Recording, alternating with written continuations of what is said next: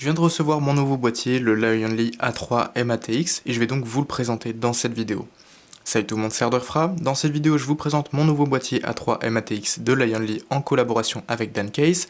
Comme mon A4H2O que j'ai actuellement, c'est un boîtier donc, qui est construit par les mêmes créateurs, on va dire. Et donc ici, j'ai choisi la version blanche.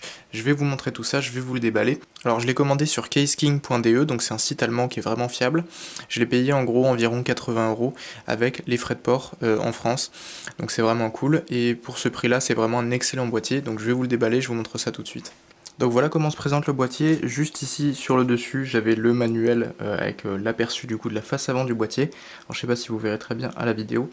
Voilà, c'est le manuel d'installation, toutes les visseries qui sont indiquées dedans, comment installer la carte mère, les ventilateurs, etc.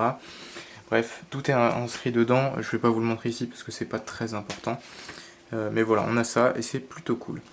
Maintenant, je vais directement déballer le boîtier et vous pouvez voir déjà à travers le plastique transparent que le blanc est vraiment très blanc. Hein. C'est un blanc peut-être un petit peu bleuté, je dirais. Enfin bref, c'est un blanc vraiment très très blanc quoi.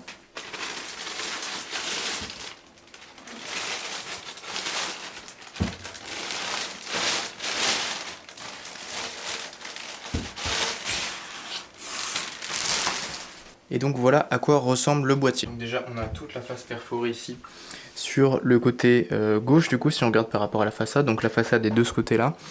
Et on va avoir du coup une face perforée à gauche, complètement perforée, hein. Vous pouvez voir qu'il y a quelques centimètres et quelques millimètres ici sur le côté. Je pense que là il doit y avoir 1 centimètre et là un demi-centimètre de chaque côté.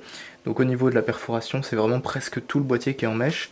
Pareil sur le dessus, donc c'est le même panneau qui est ici un petit peu courbé. À l'arrière, bon, je vais vous montrer ça juste après. De l'autre côté, c'est la même chose qu'ici. Et la face avant, je vais vous la montrer tout de suite. Donc voilà la face avant, alors ça rentre pas dans le cadre parce que j'ai pas assez de place pour la vidéo. Mais voilà, sur le principe, c'est une face pleine. Comme c'est un boîtier micro ATX qui est plutôt orienté airflow, mais en forme tour d'air chaud en fait, la façade n'a pas besoin d'être perforée. Et puis ça fait aussi un petit côté design sympa. Voilà, là c'est juste des sortes de petites lignes en blanc, donc c'est totalement plein.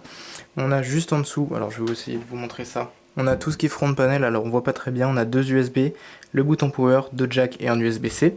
Sur le côté droit, donc je vais vous montrer tout de suite, on a comme à gauche une façade 100% perforée. Voilà, ça c'est vraiment cool, niveau airflow ce sera un excellent boîtier pour ça.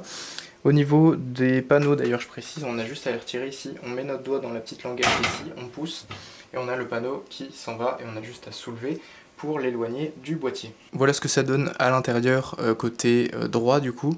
Donc on a le support d'alimentation qui sera juste là. On va avoir donc tout ce qui est fixation, carte mère, etc. qui sera du coup de l'autre côté. La rallonge du câble d'alimentation, je vous en parle juste après. Tous les câbles du front panel. Et pour remettre les panneaux, c'est très simple.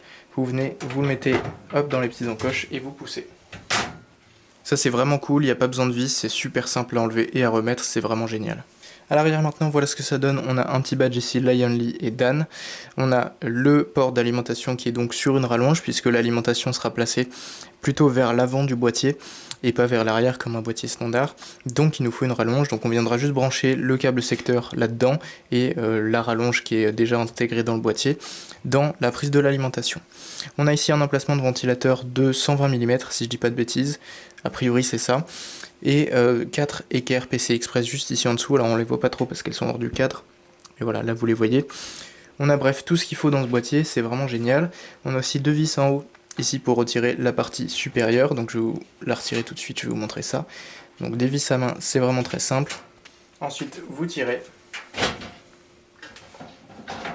et on a directement accès au panneau du dessus, encore une fois qui est perforé comme ça. Voilà, ça c'est vraiment cool niveau refroidissement.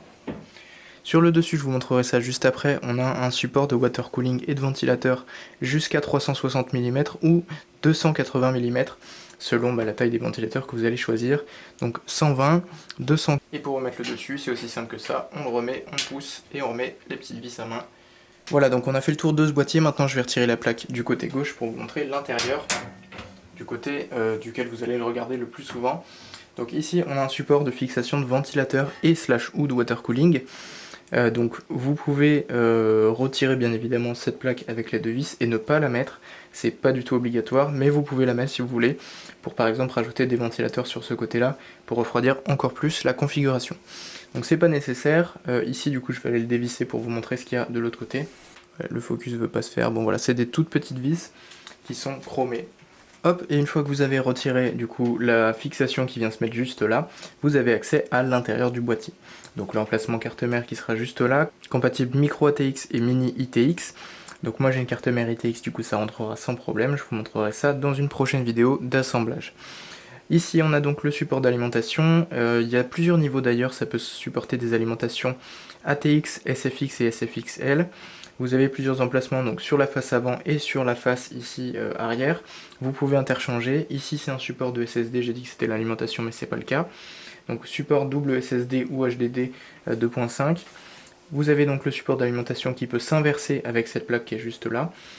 Tous les câbles d'alimentation du front panel, donc l'USB-C, le HD audio, le front panel, etc. Et l'USB 3.0 ici. Ici dans ce petit sachet on a un support d'adaptation pour les alimentations SFX si je dis pas de bêtises. Dans tous les cas la plupart des alimentations SFX auront un support d'alimentation fourni avec. Donc voilà. Je vous montrerai dans tous les cas tout ça dans la vidéo d'assemblage de mon nouveau PC puisqu'il prendra ce boîtier. Et je vous laisserai du coup regarder tout ça dans ma prochaine vidéo. Donc je vais vous montrer tout de suite le dessus, je vais retirer à nouveau la plaque.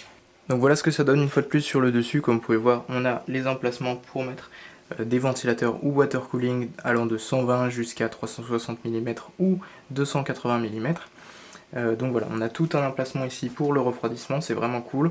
C'est pas obligatoire, vous pouvez ne rien mettre ici si vous n'avez pas de water cooling, juste laisser un ventirad, ça ira très bien. Mais voilà, pour le refroidissement c'est plutôt bénéfique d'avoir ça. Je vous montre maintenant le dessous. Donc en dessous ici on a un filtre à poussière aimanté, donc on a juste à venir l'attraper ici. Et donc voilà, c'est un filtre, hein, tout ce qu'il y a de plus classique, qui vient s'aimanter directement. Et on a après les emplacements de ventilateurs. Ici c'est limité à du 120 mm. Donc vous pourrez mettre en théorie un radiateur de water cooling ici, selon la taille de votre carte graphique, l'épaisseur. Ou alors juste des ventilateurs de 120 mm. Donc vous pourrez aller jusqu'à 3 ventilateurs de 120, soit 360 mm ici. Et vous pourrez aussi fixer, comme vous pouvez voir juste là, un SSD par exemple, voire plusieurs, si vous avez besoin. Pour remettre le filtre à poussière, c'est très simple, il vient s'aimanter juste comme ça. Et donc voilà, j'ai fait le tour de la présentation de ce boîtier. Si vous voulez voir une vidéo d'assemblage avec ce boîtier, n'hésitez pas à aller regarder ma prochaine vidéo d'assemblage de mon nouveau PC. Et petit détail que j'ai oublié aussi, vous pouvez retirer la face avant. Donc pour retirer la face avant, il faut déjà avoir retiré la face du dessus. Vous venez caler vos doigts ici et vous tirez. Donc vous tirez pour déclipser la face avant et vous pouvez la retirer de la caisse. On a donc ici la boîte qui s'expose avec toutes les visseries, donc les visseries, les petites rondelles, etc. Tout ce dont on aura besoin, des serre-câbles, bref tout ce qu'il faut est fourni avec le boîtier. Et on peut remettre la plaque très facilement en la glissant comme ça et en la clipsant à nouveau. Donc voilà, c'est tout pour la présentation de ce boîtier Lionly A3 Micro ATX. J'espère que cette vidéo vous a plu, si c'est le cas n'hésitez pas à mettre un like, commenter, partager la vidéo et vous abonner à la chaîne si ce n'est pas déjà fait. Vous pouvez aussi me suivre sur mes autres réseaux sociaux, je vous laisse aller regarder ça, les liens sont dans la description. N'hésitez pas à rejoindre mon serveur Discord aussi, vous pourrez me poser toutes vos questions là-bas, discuter avec la communauté, etc.